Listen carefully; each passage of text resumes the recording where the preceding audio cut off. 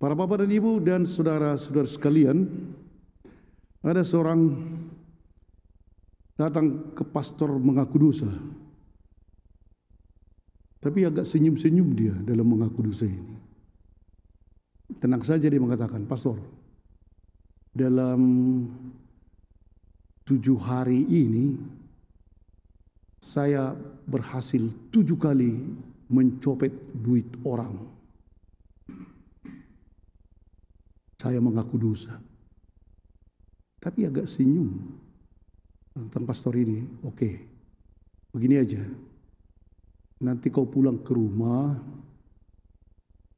ambil 7 asam. Ya, beli 7 asam.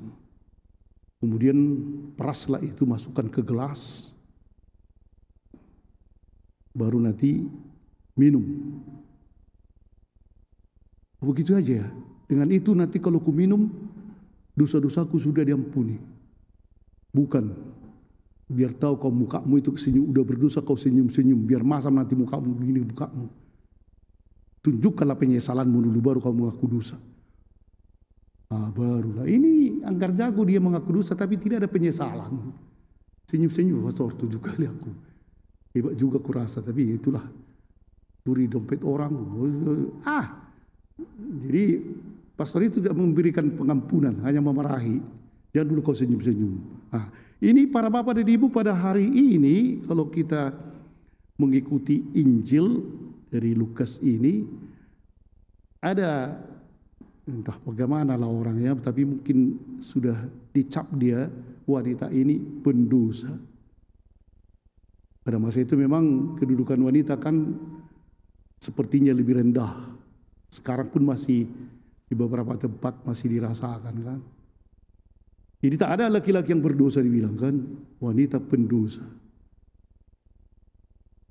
Si orang Farisi sebenarnya mengundang Yesus ini bukan karena dia mau menyesali sesuatu dosa-dosanya.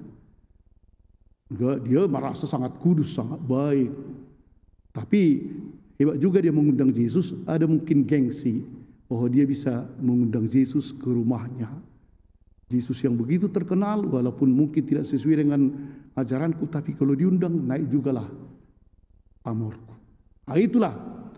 Dan kehebatannya ialah bahwa si wanita itu sebenarnya nggak bisa masuk seperti itu ya. Tapi tanpa malu-malu, karena memang dia merasa dirinya sangat berdosa, apalagi terus diadili oleh orang, dia sebagai pendosa di daerah itu atau di kampung itu, dia menerobos masuk ke jamuan makan atau ke kamar makan lah kita katakan kan, dan mencium kaki Yesus. Memang masuk akal juga. Orang Farisi, tuan rumah itu si Simon, marhua dong, yang ritik kali lah ini. Mau diusir sudah Yesus, dan itulah yang terjadi. Tetapi disinilah rupanya bagaimanakah pendosa itu di hadapan Yesus, di hadapan Tuhan. Siapakah sebenarnya pendosa itu? Pertama, memang selalu sekarang pendosa itu ingin diubah oleh Yesus. Itu misi pertamanya. Bagaimana caranya supaya orang berdosa diubah oleh Yesus? Jangan dulu kita lihat sikap dari pendosa. Tapi sikap dari Yesus ialah ketika orang datang, Yesus menerima. Orang Farisi menolak. Jadi kalau ada orang yang punya bersalah kepada kita, maka supaya bisa ada damai, pertama kita mau menerima orang yang bersalah itu. Dan itulah dibuat oleh Yesus, mau menerima. Yang kedua, yaitu Yesus mengenali seperti Bapa mengenali si wanita ini, walau berdosa harus tetap dicintai. Itulah yang kedua dibuat oleh Yesus. Dan yang ketiga, memang akibat dari dosa-dosa, begitu Yesus itu mencintai manusia, dia rela untuk dibunuh karena si wanita ini, si wanita Yanti, si wanita Nobis 3 dan Estigis dan lain-lain. Karena itu dia rela dibunuh. Bapak dan Ibu, memang kemudian kalau kita lihat kewajiban dari orang yang berdosa, 3 putri kita inilah, kita kalian perempuan kan. Kewajiban manusia yang berdosa semuanya ialah bagaimanapun harus ada keinginan dan iman untuk diselamatkan. Harus ada keinginan. Tadi si wanita itu kan datang dengan iman. Kalau si pengaku dosa tadi yang pencopet itu tidak ada sebenarnya imannya untuk diselamatkan.